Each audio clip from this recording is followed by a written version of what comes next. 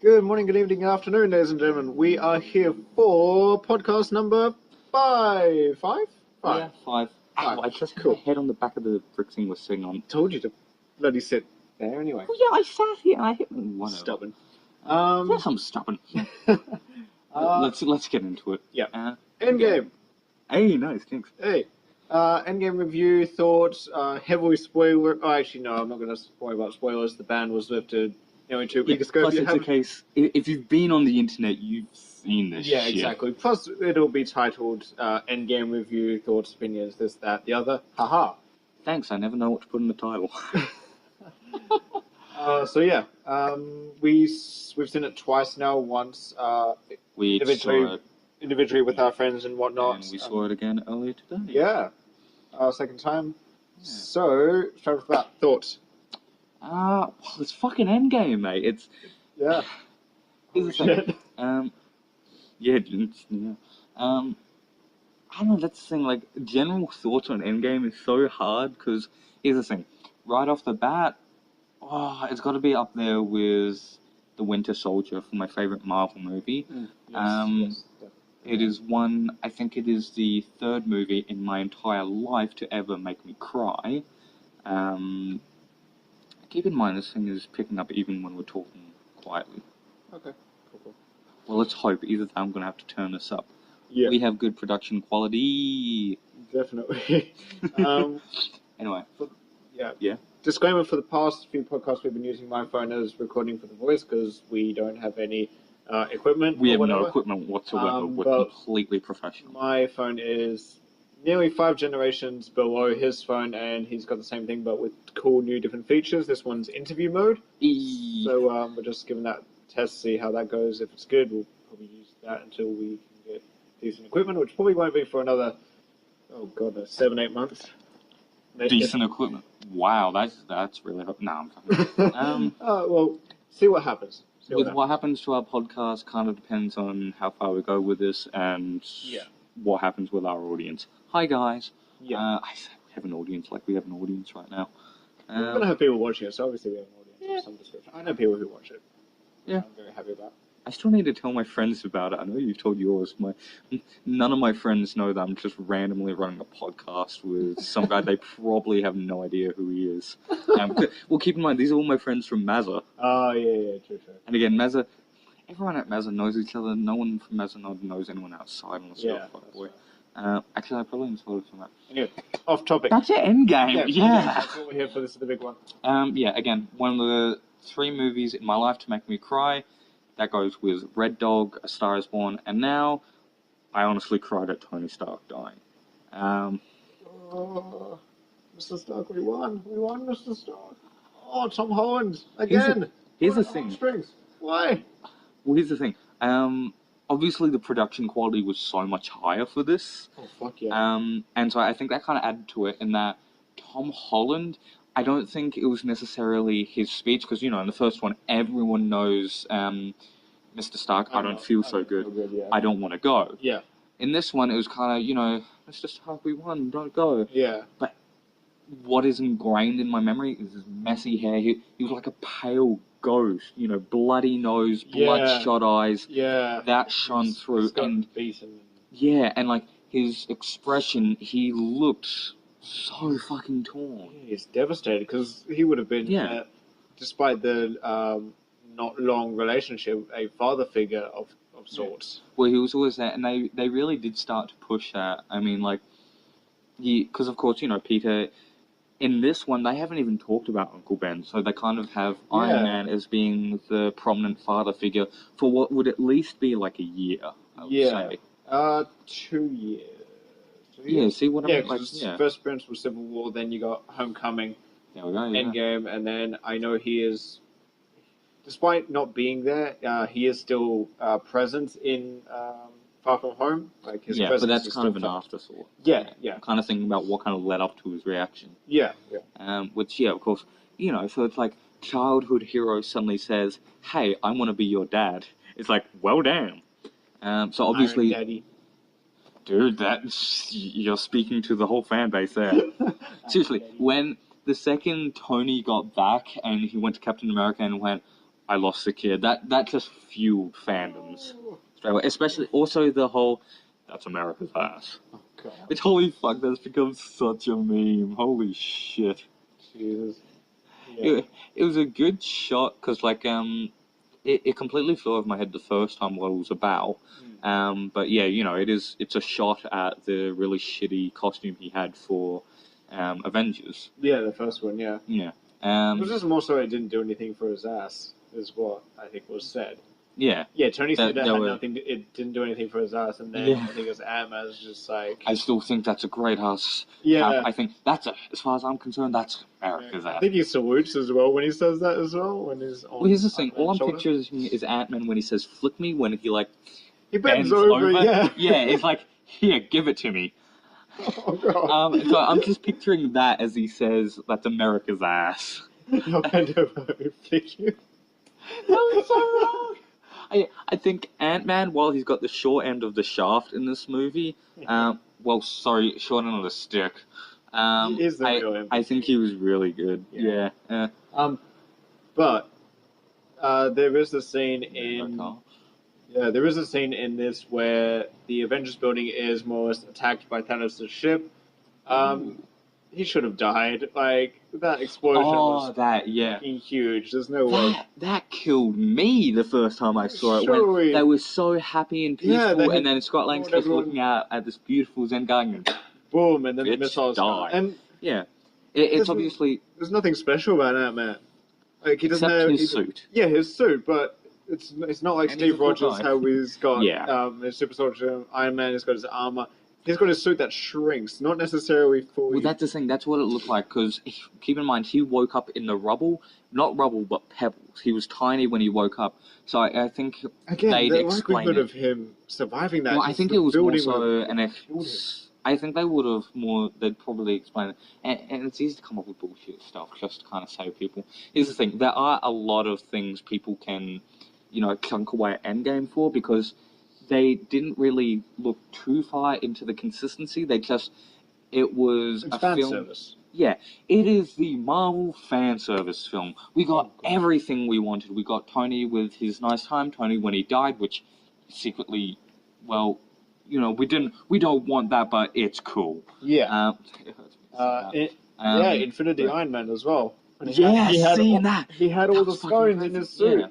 But you see the power coursing through the veins of his body right before Iron Man snap, Thanos blows away. But stuff like that. Professor Hulk, Ronan, Black Widow finally getting a really good role. It was just a pleasure. Mjolnir. Right before she falls. Yeah. Yeah.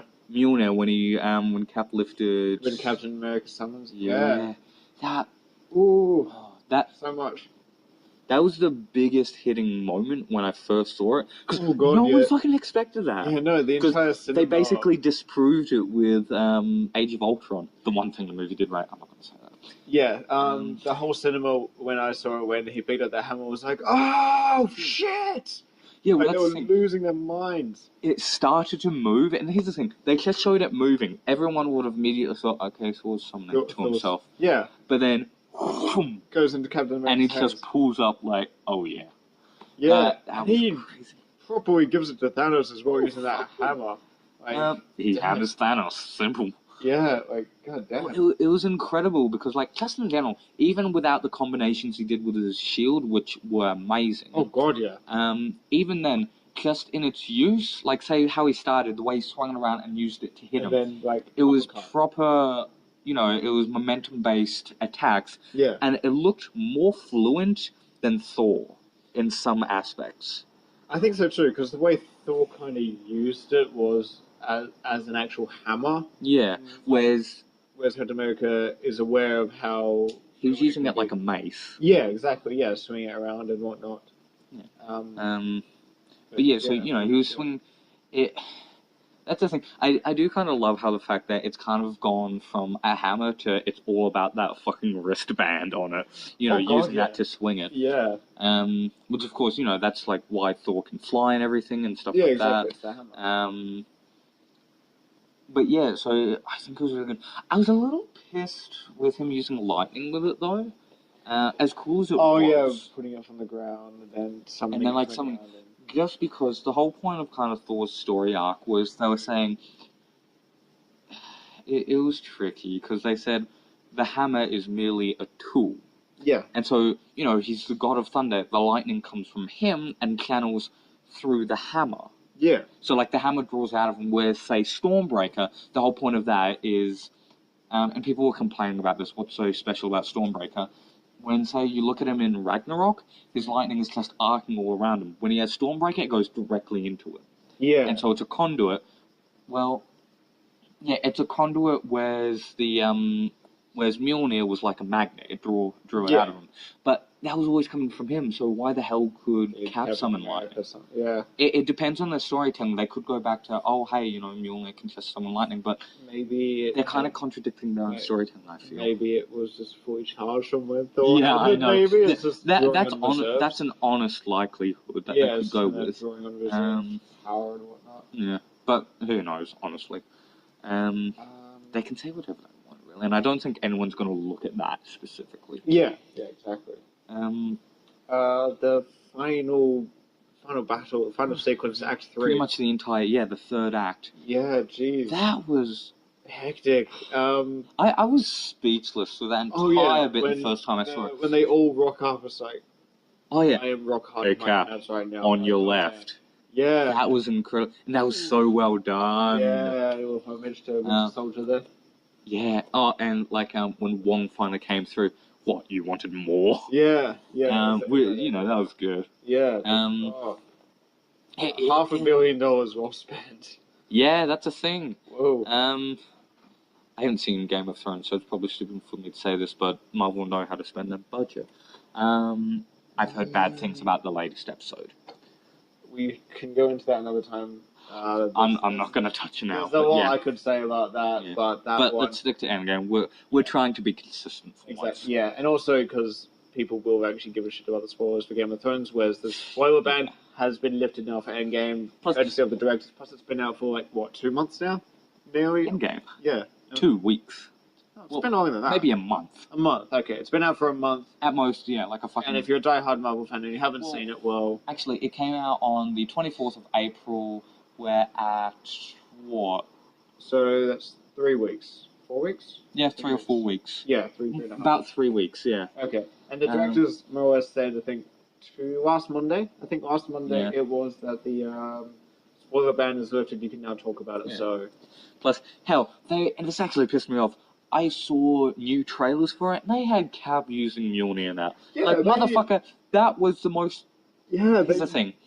What? Sorry, go for it. They used, all the money shots of the film in the trailer they're trying to get more, despite the fact that they made $2 billion fucking dollars out of it. Yeah. Well, that's the thing. At this point, they're kind of trying to overtake Avatar and stuff. They have. They've overtaken Avatar, I don't think... No, they haven't yet. Yeah. Avatar was at 2.7 billion. Endgame got to 2.4 and petered out this week.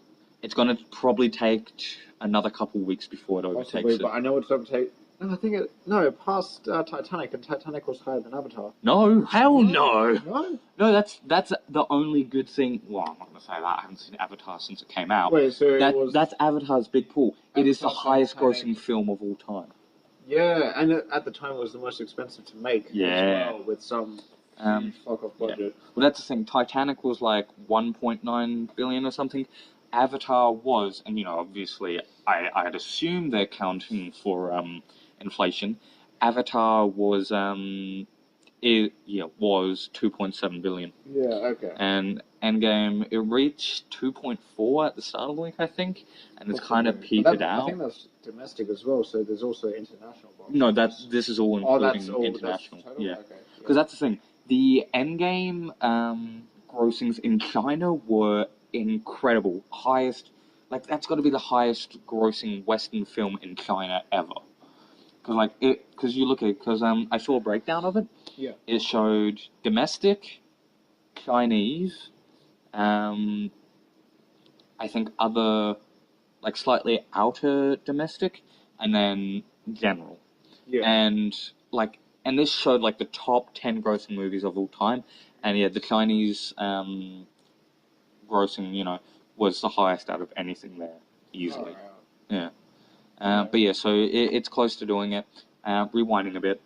Yeah, they're showing the money shots in the trailers. They're trying to get more people to watch it. Yeah, at this point, it's a case of like, it's good. Look, this is what you get to see. Yeah, come here. They're trying to entice the non-Marvel fans into watching it, because obviously the Marvel fans, you don't need to show much to make them like. We needed the first trailer. That was it. Yeah, pretty much. If they showed nothing else, everyone was still fucking. Yeah, because it was incredible. Oh god, yeah. And they didn't even tell the title in the description on YouTube. You had to watch the video to see the actual title, because it just says Marvel Studios Avengers. When you go to the YouTube actual video, that's what the video is called, and then you have to watch the whole trailer to find out that it's called Endgame. Huh. I discovered the trailer had come out on my Instagram because I saw a picture, little bits, snippets of Thanos walking in his garden.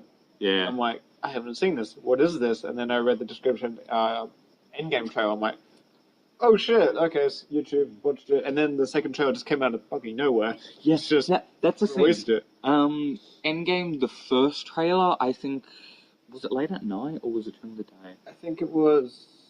For us, we're Australians. Yeah, I think it was. It wasn't late. I think it was like 10:30 for us. I think the thing was I guess I happened to go onto YouTube and looked at trending minutes after it came out. And here's the thing. I think I saw it 20 minutes after it came out because I was doing something or whatever. Yeah. But, yeah. Now this kind of speaks to how much time I spent on Instagram. I spend too much, but I was checking into Instagram and I saw the second trailer 8 minutes after it came out, just because I follow them and because I got so lucky I just randomly saw it. We're talking about the trailers. Let's talk about the movie. Yeah. God, there's so much to talk about. It really is. It's an incredible feat. It's the third act again was absolutely mind blowing. Even if you're not a Marvel fan, you should just go see it just for that third act. Like, just because it was an incredible action superhero sequence. It was a movie epic. Yeah, is essentially what it was. A comparison, if anyone has seen Ready Player One, the final battle in that is very similar with the whole. Mostly because that was pop culture. Yeah, pop culture stuff. And this is essentially the same thing. It's superheroes. Yeah, exactly. So that's kind of the best referencing. Lord of the Rings is also a very good thing, but I don't know how. Game of Thrones, by chance? I know they have some big wars. Yes. Battle of the Bastards is probably the best one, not Battle of Winterfell, because you can't fucking see any of that. But again, that's Game of Thrones. We'll talk about that later. God, I haven't even watched it. I'm talking about it. Anyway, so Endgame, just so good. It's 7, 8 fucking seasons. No, Endgame now. So good. Again, yep. The third act, we keep rambling about it, but it was stuff like. So good. Yeah, I enjoyed when like all the women of Marvel came to kind of protect society. Yeah, feminists. I know that they were throwing a bone, but I still enjoyed it. And because I still think it was a decent moment, and it was, nonetheless they did look badass doing it as well. Yeah. When Spider-Man has Captain Marvel the gauntlet, and he's like, I don't know how you're gonna get through all of that. There's just fucking hordes of Outriders, and then they all just kind of come together. Okay, so 3 things. 1, I felt bad for Okoye. Yep. She was barely in it, and people went nuts when they didn't mention her in the poster. She had so little of a role in it. Yeah. I felt like she could have. Well, they were focusing on the original 6. So yes, and the ones who weren't heavily involved in Infinity War were going to be more focused on in Endgame. So Hawkeye and Ant-Man. Which was really nice. Yeah, which is really good because they weren't in Infinity War. Really. Hawkeye, neither of them were in Infinity War. Yeah, neither of them. They were too big. Oh yeah, because the Sokovia Accords were hard. Yeah, they were both under house arrest. Yeah, and which you see. Scott Lang was. Yeah. Which you see in Ant-Man and the Wasp, and at the beginning of Endgame, you see Clint. He's at home, and you see his ankle bracelet which we all guessed anyway. Yeah. I was going to say yes, Okoye. Feel bad for her, but oh well. Captain Marvel, I found her character interesting, and again, I like that. That's very comic accurate. That is uber comic accurate. Yeah. Personally, I would have preferred if it was a mohawk, because that's what she's got in the comics, dude. Yeah, But, you see the mohawk in Captain Marvel anyway when she wears the yeah, but she has a. I've seen her with a mohawk without a helmet. Oh damn! Okay. That's what. Yeah. Captain Marvel. She's gone through a lot of hair choices. Yeah. Um. Side note: Captain Marvel. She is not referred to as Captain Marvel in Endgame. It's always Carol or Danvers. Or The only Captain, I think. Captain. The only time she's called Captain Marvel so far in the MCU is in the Spider-Man Far From Home trailer. When Spider-Man is suggesting other people to go do Well, do it's what a thing of he's like done no one instead ever of him. actually says the names in the film. Yeah, exactly. So pretty no one much. says the name. So Except that's the for first Iron Man time. and Captain America. Yeah, so that's the first time she's actually referenced as Damn. that's her name. Yeah, superhero name. Oh, made up name. yeah. Doctor Strange. Oh, using a made up name. Oh, yeah. Yeah. But yeah, so seeing her, I think they handled her character beautifully, and that she is the powerhouse of the MCU now. She's incredibly powerful, and so by saying she's strict, she's turned tough love, she's got to protect everyone, not just Earth. I think that was good because it gave them a reason to keep her away from the main battle until they needed her. Yes. And then her entrance was epic.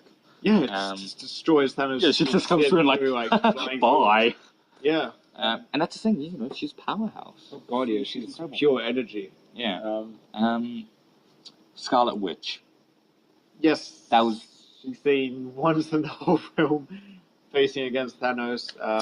That was a really good moment, I felt. Yeah. Like, just rewatching it again today, when she came in, I felt like she was putting a little bit of the old accent in, which was nice. But then it was also a case, she just seemed powerful, she seemed aggressive. She destroys his body. Acting. She rips his armor apart. His armor and his sword.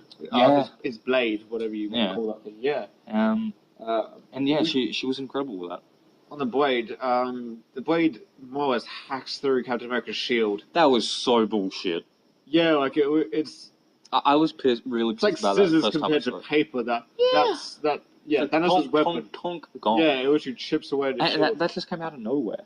I am kind of glad though because it establishes that vibranium isn't the strongest. Yeah, because vibranium came from a meteor when Captain America gets a shield, and that's just how it is in general. It came from a meteor, so that's of course they got it from Wakanda. Yeah, so it's the strongest metal on Earth. Yeah, known to man. So obviously, also kind of competing with adamantium, which we don't know the strength of in the MCU because we haven't seen anything or anyone with it yet. Yes, we have. I'm sure we've seen it a couple times. I know they've mentioned it a few times. For instance, straight up, I know Daredevil when he gets his spine, bullseye.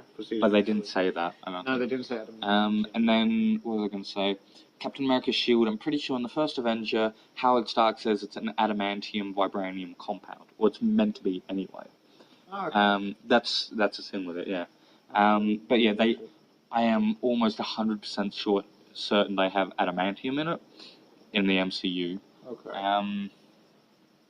Surely at some point they've at least mentioned it. But yeah, that's the thing. That's the hardest metal, and then of course vibranium just has a unique property. Yeah. Oh god, what was I going to say? Oh, little side note, I noticed with Scarlet Witch. Just God, that voice crack. At the end, when they kind of had her and Clint looking out over the lake in memory of Natasha. Yes. What I found interesting, and this is probably me, I'm making a connection to her none.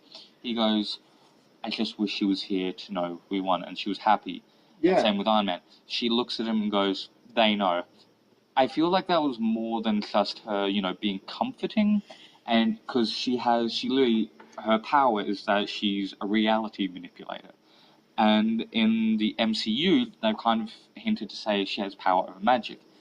Yeah, saying they're fine could be her kind of looking at them in heaven or something. Possibly, because she gets her power from the Mind Stone. Yeah. Which could, it's interesting how they handle that as well. Yeah. Also, when you do say that, I wouldn't draw too many connections between the Mind Stone and her powers, just because Carol got her powers from the Tesseract, which was the Space Stone, which would give her teleportation powers, if nothing else. Yeah. Well, it was it was reminiscent energy of it. Yeah. Which is still kind of the same as the Mind Stone. Yeah. Speaking of, one thing I didn't like about the stones in Endgame was the only time they're all used simultaneously. Except for the Power Stone when he... Yeah, exactly. That's the only time when it's used individually, when Thanos is fighting against Captain Marvel and she's trying to get the gauntlet off him, and he takes the Power Stone out and uses it against her, which... That's a pretty fucking smart thing, considering that everyone else is using the entirety of them and snapping their fingers left, right, and center. I think that also speaks to the fact that people would look at it, and I remember we had this discussion off microphone a while ago, how everyone would always snap, and they'd snap to do it. Yeah. I think the way it would work, and this is kind of spitballing, is that obviously you have 6 physical representations of the initial events of the universe, basically, and you're gluing them to your hand to try and use them. Essentially, I don't think there's any real logical reason behind using them. I think it comes from a point of you have the Soul Stone and the Mind Stone tapping into your consciousness, and so I'd say it's probably a subconscious thing. Thanos, he always believed he'd just snap his fingers and half the universe would be gone. That is ingrained in everyone's mind in that universe. So naturally, they're going to think to snap, and so they're not just going to get them all together and go, "Yeah," holding their hand wide open. Yeah. And same with Thanos, if that's been his goal for so long. Yeah. I think at that point you have to look at the psychology of it and the possible. You really have to look at how the stones work. So. Yeah. Yeah. When Thanos returns to present day, he more or less says that he wanted to start again. Yeah, he didn't wipe out the universe. Yeah, he didn't want to wipe out half. He wanted to wipe out the entirety of the universe. Started again with a smaller population, a more grateful universe. I don't think he would have been able to do it. Oof. Just because, big oof. The snap that killed half, you saw the damage. It full and corrupted him. The amount of power it would have taken to wipe out the entirety of the universe in a snap. Okay, but look at it like this. Hulk had that damage to his... you can see the damage start initially, whether it happens or not. Thanos snapped twice and he survived. He does say... He almost died. Yeah, but that's the thing. So at the very least... Yeah, but the first one was wiping out half the universe. The second one was just destroying the stone, so not... That's still a big feat. Oh, definitely, yeah, but... And also, I remember... I wouldn't have had... On a side note, sorry. No, carry on. I think it might have been the Russo brothers even, they released that he didn't destroy them, he just reduced them to subatomic levels. Which makes more sense. He says he reduces them to atoms. Yeah, there you go. Yeah, in the beginning, yeah. But anyway, so back to it. I feel like he would have worked around one way or another. Hell, snap half out with one arm, switch it over to the other arm, and snap again. So then both of his arms are corrupted, and then the amount of energy it would take for him to create life again, to create a working, functioning universe. Actually, at that point, if he wanted to, he could kill half and then just erase the memory of the other half. The whole point of the stones is that even if it kills you, you get to do whatever you want at least once. More or less, yeah. Plus, so it's just kind of that thing. I want to quickly move. We could talk more about what was in it, and we might, but everyone already knows a lot of it. Everyone who's listening to this most likely has seen it. Yeah, I would hope so. I would like to think you would think so. Yeah. So just quickly on some possible theories. We talked about this theory a little while ago, I think when we were discussing Fantastic Four, that the original snap created a cosmic surge, which it did, that will bring about the X-Men Fantastic Four. That's kind of confirmed now as well with Far From Home trailer, when Nick Fury says that it tore a hole in our reality, therefore, and that's he also access in multiverse. Exactly. Kind of going into the Spider-Man trailer here. That's alright. But yeah, saying the multiverse, therefore... Well, I think that can work and not, but it feels kind of like a cheat to do that, because, you just bring them in. I think what would be really cool was, you can set up, I still like my theory, go figure, of the Fantastic Four. They're in space on a shuttle and get hit by the cosmic wave. Doesn't matter if it's the first, second, or third one. They just get hit by it when they're out there. Yeah. Because, that is literally their origin story. It just changes the source of it. Yeah. Yeah, exactly. Yeah. And so I think that would be a good way to introduce them. And either way, you don't need the multiverse to introduce them. They're kind of, because you can start them out fresh, and they'd be good characters to bring in with an origin story. Yeah. Because the Fantastic Four kind of comic book world is so big, and it needs an origin story to introduce it. Yeah. Done properly this time, though. Yeah. The other three. Well, I like the last one? Second one. The second one of the original two. With Silver Surfer? Yeah, I like that one just because the Silver Surfer. Yeah, Silver Surfer was good. He just made it cool. Well, I didn't mind the first one, Yeah, but I haven't seen him in years. I was a kid, you know. Yeah, exactly. The newest one was just crap. Oh. Let's not dwell on bad memories. Paying for that. Go see that. Like, I knew how shit it was. I would not have paid to go see it. I would have just waited. But dude, that's how I felt about Dumbo. But anyway, not going to get into that. Dude, what are you doing? Yeah. It's as bad as Game of Thrones at the moment. We are struggling to stay on topic. Yeah. I was going to say a theory, and a mate of mine brought this up in like my really nerdy group chat. Someone brought up the theory. Hulk specifically states, Professor Hulk, Banner, he specifically states that the gauntlet and the stones are, and this is just kind of cheap because, you know, they'll say gamma radiation for anything in Marvel. Yeah. He was saying that. Gamma radiation was one of the biggest things coming off the stones, hence why I would use it. Yeah. If that's true, when the cosmic wave goes out, that's a large degree of gamma radiation. Gamma radiation created the Hulk. That would be enough to affect newborns in childbirth and spawn the X gene, thus starting the X-Men. Mutants, yeah. Yeah. It'd be interesting to see how they go about that, because obviously the X-Men have such a long-running history, you know, with like Apocalypse and everything. Yeah, yeah. So it's a case of if they want to start fresh, because they could even go like, you could have, say, they could, if they wanted to, they could have Wolverine come in, and they could just say, suddenly it's a completely new Wolverine, he gets hit with it, and suddenly, you know, he's him. Yeah. Or, of course, they can go multiverse if they want to be very true to the original X-Men and just bring them in like that. Yeah, yeah. Which, it's kind of Endgame related. Do we want to talk about the Far From Home trailer? Yeah, we've already kind of... Yeah. So the main threat of the Spider-Man Far From Home are the Elementals. And Mysterio is also in it, and the trailer has kind of portrayed him as the good guy so far. Like he knows who Spider-Man is. They've kind of teamed up, and even Nick Fury is working with them or not. Yeah. Go. No, you go. Oh, okay. The way my two kind of theories as to what they're going to do with him is because he's not exactly a good guy. He's kind of a bad guy, Mysterio. He's a full-on villain. Yeah, he's a villain. So either first theory is he's going to start off good, but something's going to push him over the edge. I think I told you that. Turn him into a bad guy. Or he starts off bad, but realizes the threat of the Elementals are greater to his world and Peter's, that they're going to have to team up to deal with them. And they don't know he's originally a bad guy. Yeah. Yeah, and then there's just going to be mutual respect for them because Spider-Man helped save his world and vice versa and whatnot. So, what I wanted to bring up. One, the trailer just brings up so much. It introduces the multiverse. It's incredible. Ben's gonna die in it. Oh, you reckon?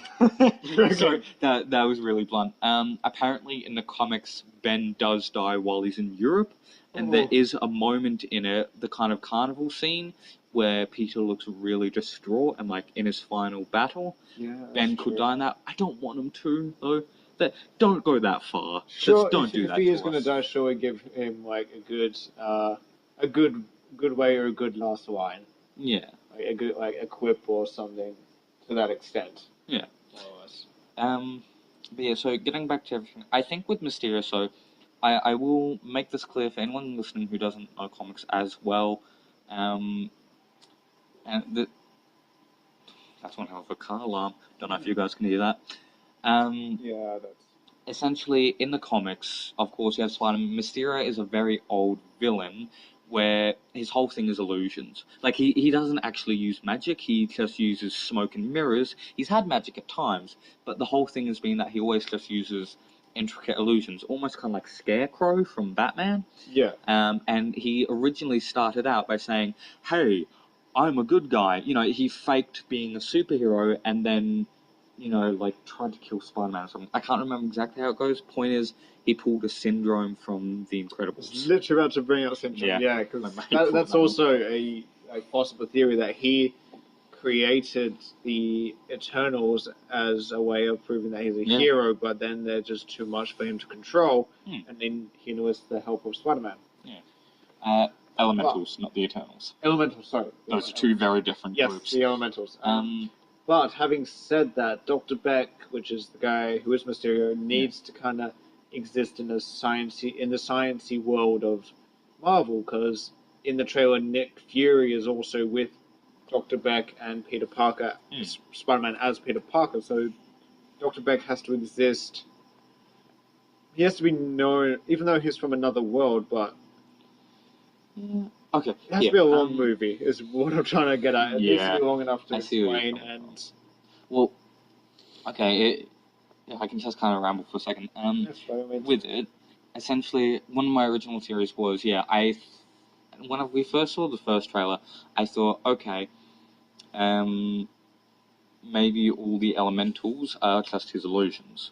At this point, we know they're not. Yes. Yeah, and so I originally thought, you know, they were teaming up with each other. I don't think he would necessarily create them. He could, but more so maybe just maybe they all get thrown through, so they team up and they make him look like a good guy. Yeah. My favorite theory so far, and I think I already told you this one. We know he's a married man in his universe. Yes. So that already sets him. You know, that's a good backstory. Yeah. You know, no one wants to believe that the villain can love, essentially. It's kind of a rooted thing. You know, you're not gonna go, oh hey, oh shit, Ultron's got a wife at home. That doesn't happen. James Spader. Yeah. Yeah. But so essentially, I feel like, and it's also because he comes from the Earth 833 universe, which is in the comics. That's where Spider-Man UK comes from. A lot of people are thinking we might see Spider-Man UK just because he's in Europe. Sure, because I know we got Spider-Man. Plus, I saw a toy of it. Oh, well, that doesn't necessarily. Here's the thing: I saw a toy of it on a Spanish Instagram account. Okay. Fuzzy. Was it a pop or? No. It was like an action figure. That's the thing, and it faintly looked like it. So it's very sketchy, but possible. Okay, because I know in the Spider-Man game that was released on PS4 at the beginning of the year. They showed him, There was the option to get his suit, the UK suit. So whether it was a toy from the game. That's the thing. It could be, I don't know the source at all. Essentially, is what I'm trying to say. It could be coincidence, but at the same time, given the trailer's release and you seeing it, I think it might be confirmed. I know toys give away a lot. Like they do. Like Lego sets is the biggest one, and the big one. Also, pop vinyls. I'd say Lego and Pop are the two biggest ones, personally. Just because, think about Endgame, how much we saw from those pop vinyls. We didn't see anything for Thor, though, which was that was really incredible. cool. And that kind of speaks to how influential they are. They knew people would see the Thor pop vinyls, so they went so far as to start marketing with a completely different thing. Is this still recording? I think it is. Just checking on you guys. I really hope so. Yeah, I know, right? Yeah, it's still recording. We're at like 40 minutes. Okay, 38, 20. Yeah, cool. Yeah. Hi. So if I can just quickly finish, Yep. My theory with all of that, in the original Spider-Man Spider-Verse crossover, Spider-Man UK comes, of course, into our universe, our dimension, and when he tries to go back, an incursion happens and wipes out his dimension, leaving him the sole survivor. Yeah. My theory is that they're going to pull a similar line with Mysterio. Have him come over here, have him be an honest good guy with like a family back at home and everything, and then not necessarily destroy his dimension, but make it so that at the very end, Spider-Man accidentally fucks things up to try and save the day and stops him from getting home to his dimension. Then they have a big fight at like the so that's the thing that kind of pushes him over the edge. Yeah, and that turns him into a villain because he's lost everything instantly because of Spider-Man. Yeah, I think about that. It's kind of an old trope that's been used before if you look for it. Yeah. It's the tragic villain almost. Good guy turns bad. But I think that would be very easily employable for. Yeah. On the topic of there's theories that MJ is Nick Fury's daughter. That's such bullshit. Yeah. Hey, look, these two characters are black. They've got to be related. It's like, come on, don't do that. That's so rude. I mean, wait, who was what's the name of the girl that Peter goes with in Homecoming? What's her name? I have no. Because it's not Gwen. It's not. No, it's another character. She is in the original Spider-Man comics, but yeah, and she was Vulture's daughter. Liz. Yeah, Liz. Yeah. Yeah, and that was Vulture's daughter. Yeah. Well, A, don't do that again, and B, you're making connections where there really are none. Yeah. It's like, again, and even then I've just got a message, whatever. Even then, you're looking at it, MJ is such a well-known character. People already got pissed when they revealed Zendaya was MJ. How do you think they're going to react to them then making, in my opinion, a blatantly racist connection just because they can? Crazy racism. Yeah, well, just, again, it's a stupid connection, and they just bring it in because why not? Like, yeah. I don't want to sway your opinion on it. Oh, no, I don't know what your opinion on this is. Yeah. But I feel like, they're just kind of, because it doesn't really serve any purpose either, other than, oh, hey, that's cool. There is no way in hell that Nick Fury would let his daughter go out with Spider-Man anyway. Just because Nick Fury is Samuel Jackson and a fucking badass. And also, the danger that being Spider-Man would put her in automatically. But then again, if her dad's the fucking... Well, no, here's the thing. I can already, just because of all things, I don't want, this whole thing to happen. But I can see an ending where Fury just looks at Peter with MJ, like they're about to go off and run off together, and he just looks at him and goes, "I've got my eye on you," or something like that. You can see that. Yeah. Still don't want this to happen, but you can see it. Yeah. Hopefully he does say something to that effect, but not implying that it's his daughter. Just kind of like, "I've got my eye on you now, Peter." Like. Yeah. I just think it's such a flimsy connection. It's also like, okay, when did Fury fuck? Like, who's his wife? What happened there? Like, what's that whole backstory? And, like, why is she just this random girl in high school that we have never seen any kind of connection for? Did he give her up? Is it, like, a case of like that? It's so messy. It's a cool idea initially. That is just so messy and such a bad idea in hindsight. This is going to be bad. It's Sony making it. Yeah, no, you're not wrong. Okay, it's Sony, not Marvel. Marvel has influence over this, don't get me wrong, but at the end of the day, it is Sony. But also think about the director as well. He did a good job with the first one. Yes. And he does, the director, I can't remember his name, but it looks like he does have an honest care for Spider-Man and the comics. I think it's going to be good. That was just kind of like a shit at Sony. Yeah, I know. Like Sony, let's not go into that. Yeah, but I reckon it'll be good. What's that, June, July, thereabouts? I think it comes out 2 days before my birthday, so, yeah. So, yeah, that's July 4th? Yeah. 4th of July, America's birthday. Oh, shit. That's pretty cool. Speaking of America's birthday, or... No, I won't go like that, but speaking of America, I love the ending with Cap. Yeah. For Endgame again. Endgame, he gets his final dance with Peggy. Yeah. Ooh, it was confirmed, I think I sent it to you on Instagram, that that Peggy's kids are Captain America's kids. So he fucked his daughter? He didn't sleep with her. He kissed her. But at the time, it wasn't his daughter. Okay. Well, that goes into the other topic. I think the biggest thing Endgame fucked up, if anything, was that, just in the fact that looking at the logic behind time travel in this, essentially you can go back, do whatever you want, and that splits off into a new timeline. And it's not going to affect the one you're in now. So essentially, like they went back. They're in the MCU. There's already a whole bunch of other dimension timelines where Thor suddenly can't get his hammer back. Exactly, and then he's... Or like the Yeah. His defense was against the Dark Elves. Yeah. But the Dark Elves don't have the ether because the ether got taken. Yeah, and so it's still the case. And, you know, although Captain America was returning everything, and we didn't see him with Mjolnir at the very end, so he could have returned that as well. Yeah, Nonetheless, point is, you know, other stuff pops up. So basically, what have to have happened is that he time traveled into their dimension to say, hi, bye, here's the shield. Or else it doesn't make sense. Plus, also, the shield was repaired.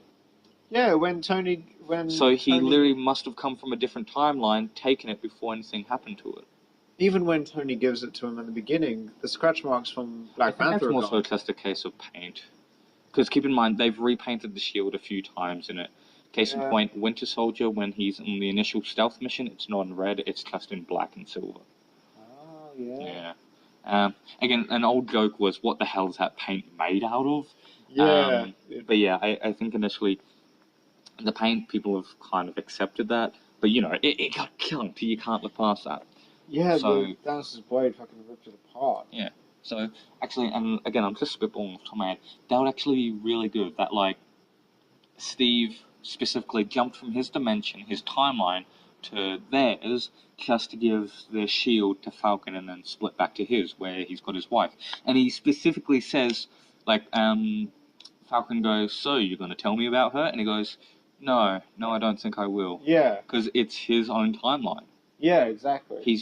And here's the thing. I was just flooded with these thoughts when he saw it.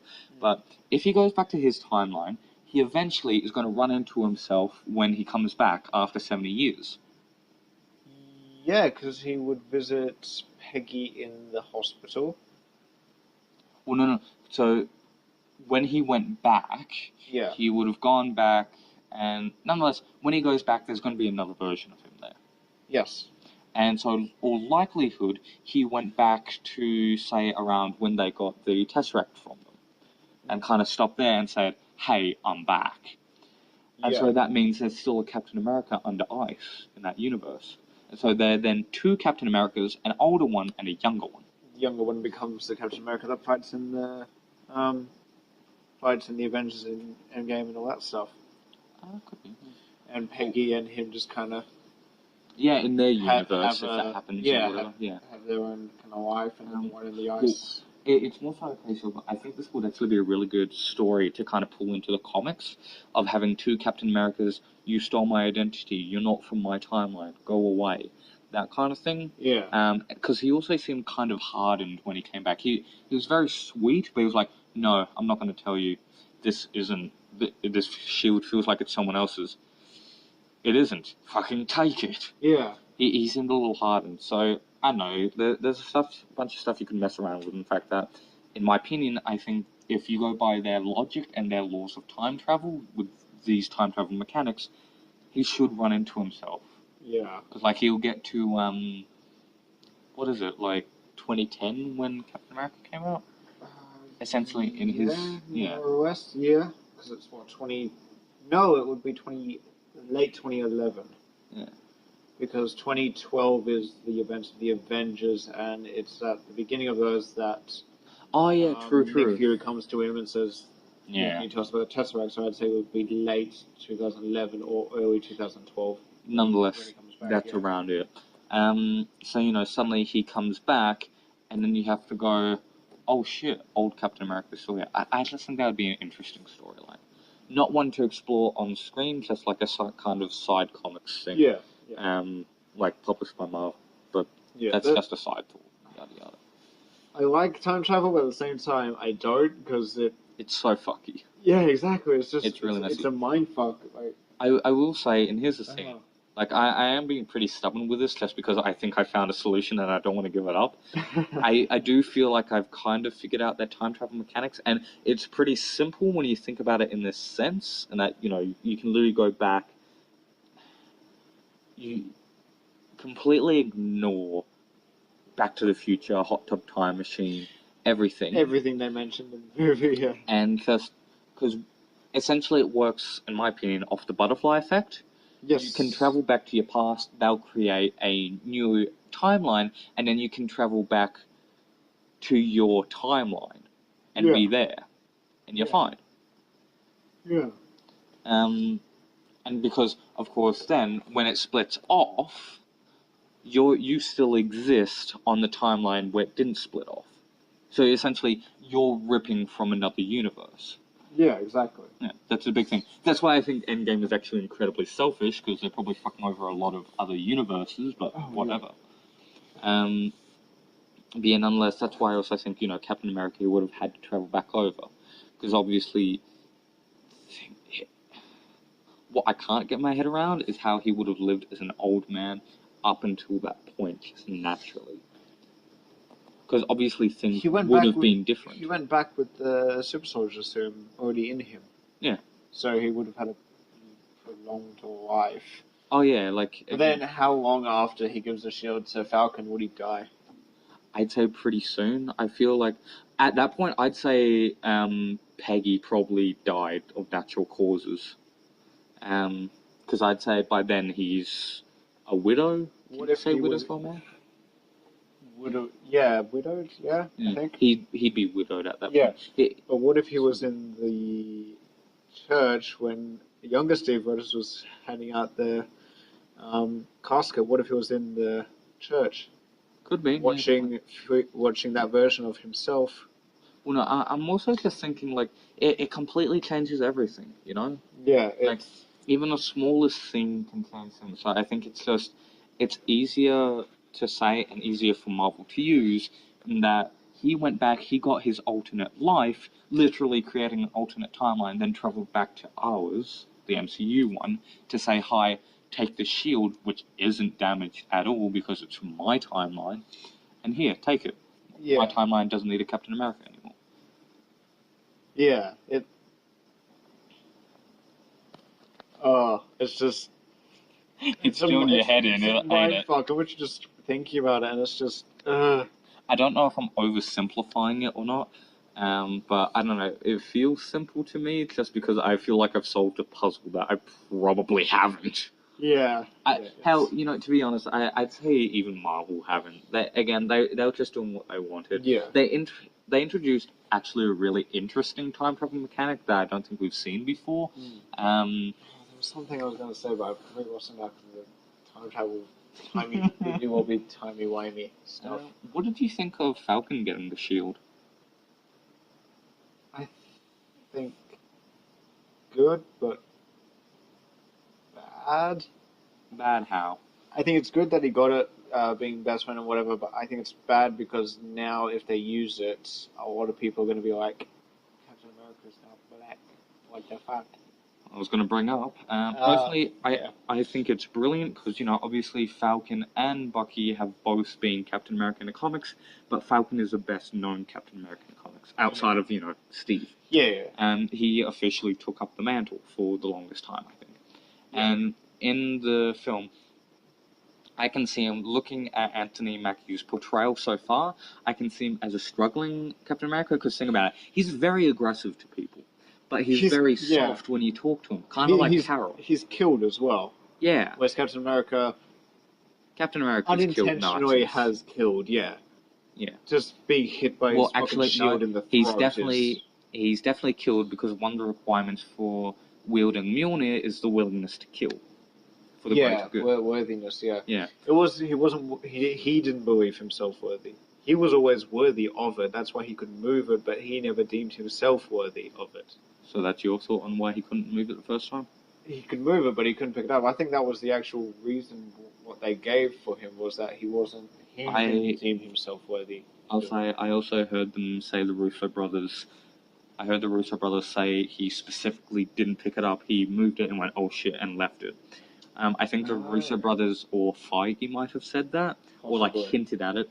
Then it's also a case, the big theory was that he had the weight of Bucky killing Stark's parents on his mind, making him unworthy. There's a lot. Basically. I got it now. I'll carry on with what you're saying. I'll get through it. Keep it in mind, because I do want to quickly finish this. Yeah. Here's the thing. So obviously I think a very stern, but, soft on the inside version of Captain America would be Anthony Mackie's Captain America, and I think it would be a case of him learning how to fully live up to the mantle, when to be good, when to be stern, how he's going to handle using the shield. I think that would be interesting. And then, kind of having Bucky as a mentor. Yeah. The Yeah. big thing was that obviously everybody, especially the fandom, loved Bucky. To the point where people can get clouded by what they want and what's actually happened in film. That people, think there's something so much more than there is with the Winter Soldier, Bucky. Yeah. And so and I have seen it. It's pretty bad. It's really bad. But wasn't even talking about that. I'm talking about people being pissed at Anthony Mackie getting it because A, Falcon got it instead of Bucky. People are pissed at that. And B, a black guy got it instead of a white guy. That's blatant. That's what people are saying. I think that's bullshit.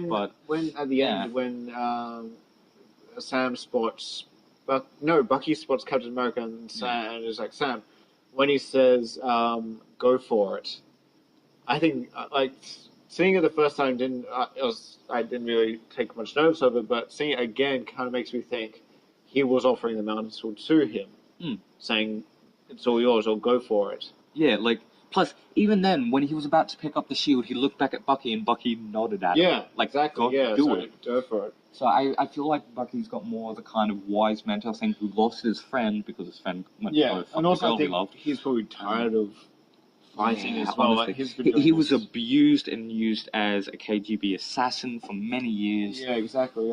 Yeah, brainwashed. Even in Infinity War, when T'Challa's giving him his new vibranium arm, he's like, this one might be tired of war. Yeah. He's been doing this for ages. He's been. And so it'd be nice for him not to have to. Yeah, exactly. So that's the whole thing on the new Captain America. What was the thought you were holding? Thanos' creator is in Endgame. Yes! Yeah, I know. I'm so glad you pointed that out to me when we were watching it. I hadn't noticed it the first time I saw it, but I read it somewhere that one of the directors is in the scene, the therapy session kind of scene. Yeah, which was. And then very briefly, it cuts to the Thanos creator.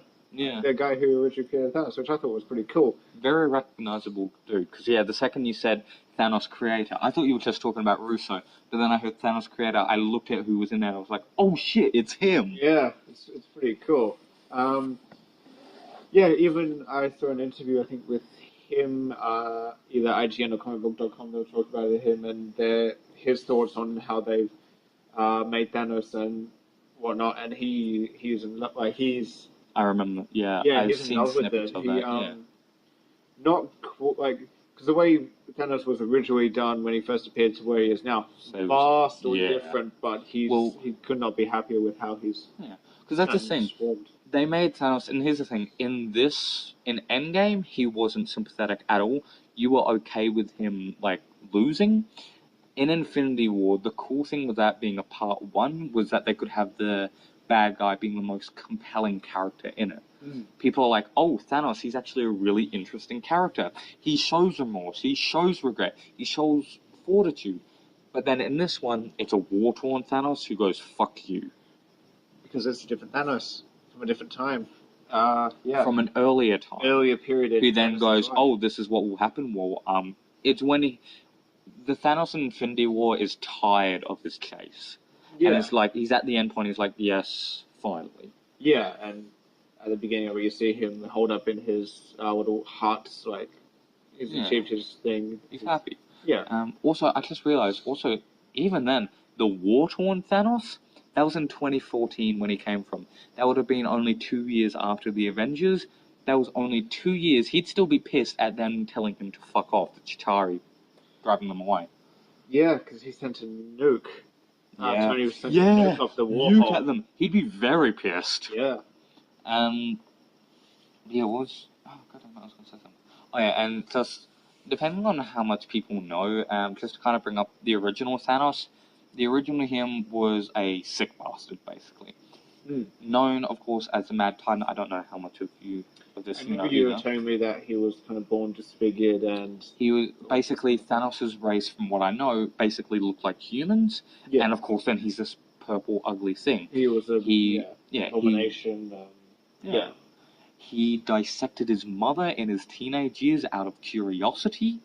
He completely controlled his planet. His science teacher clearly wasn't very good. No. he eventually fell in love with death. Yes, The personification of it. Yeah. And that's why in the original comics he snaps away half the universe to get her attention. Yeah, it's like, hey baby, look at this. Yeah, but she ends up falling for fucking Deadpool. Yeah. But that's the thing. In the King Thanos line, and I was reading some of the panels from this the other day, he does eventually kill everyone except for the Hulk, which he keeps as a pet. Yes. Which he feeds the Avengers too. I told you about that. And then in that one, also Frank Castle as Cosmic Ghost Rider. That's canon. That's in the King Thanos line.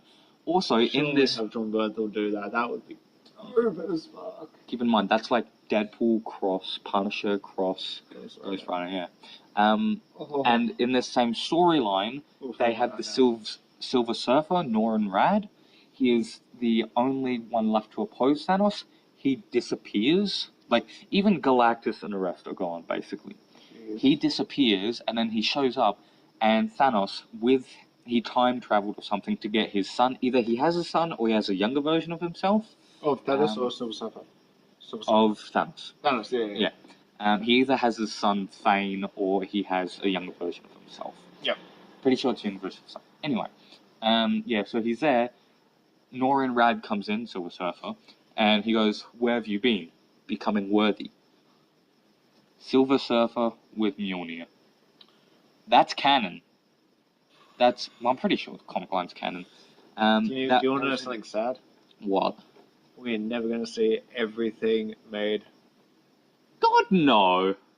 We're going to die before it all is made.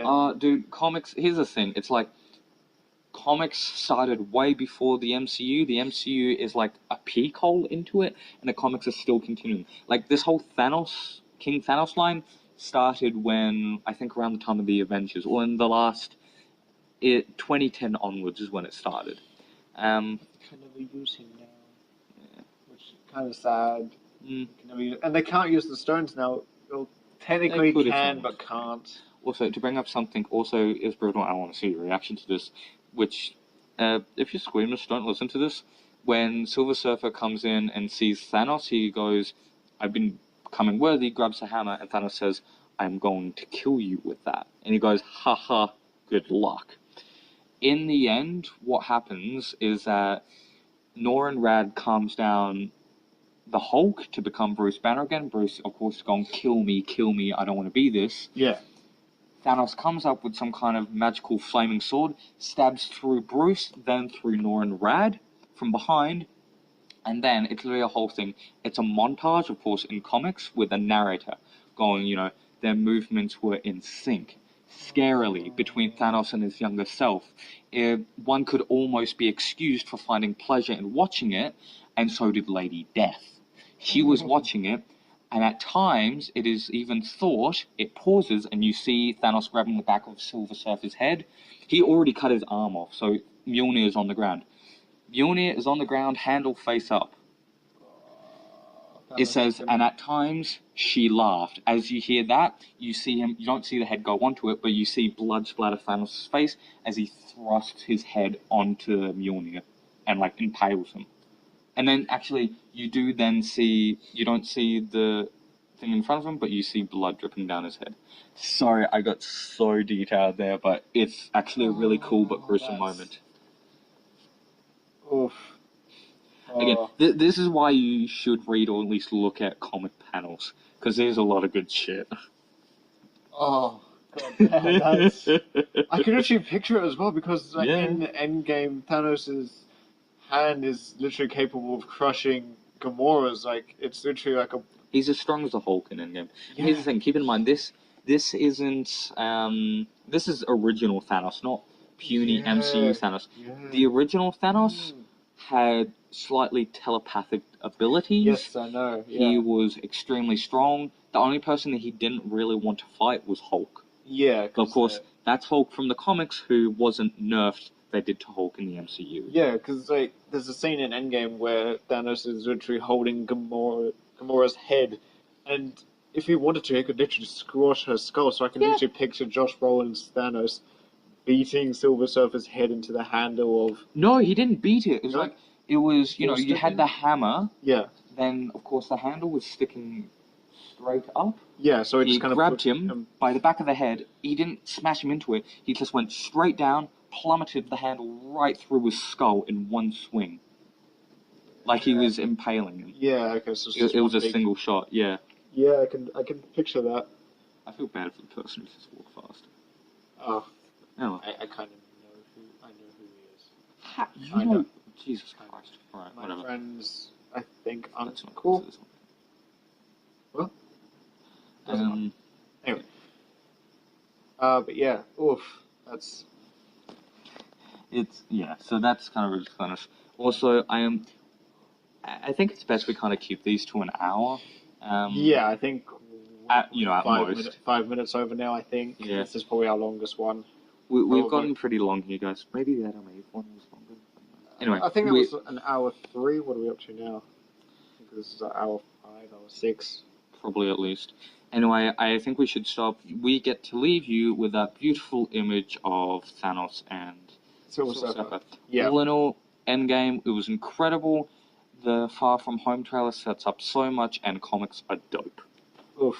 Yep. That's... Yeah, pretty much. Yep, we will try and somewhat do regular, so we'll be recording hopefully on Tuesday, and if all goes well, have it up by the end of the week. Yeah. Hopefully. We want to get this consistent so we can put something out for you guys. Yeah, exactly. Nonetheless. I hope you enjoyed that. That was our Endgame thing. We've got what's coming up. More nerd news and just general news. Yeah, John Wick 3 comes out this week. I've also got some topics for something serious to talk about. Yep, so if we want to watch John Wick 3, we could watch that and do a review, maybe. Detective Pikachu as well, if anyone's Detective interested. Pikachu. Apparently that broke box office. Yeah, that actually did very well. Yeah. I'm not an overly big Pokemon fan, but I'll see it anyway, just because Ryan Reynolds' sexy voice. Yeah. Yeah. But let's not get into it. So we hope there's plenty we're doing that you have to look forward to, and we'll see you guys next time. Yeah, we'll keep you posted. Yeah, see ya. Bye.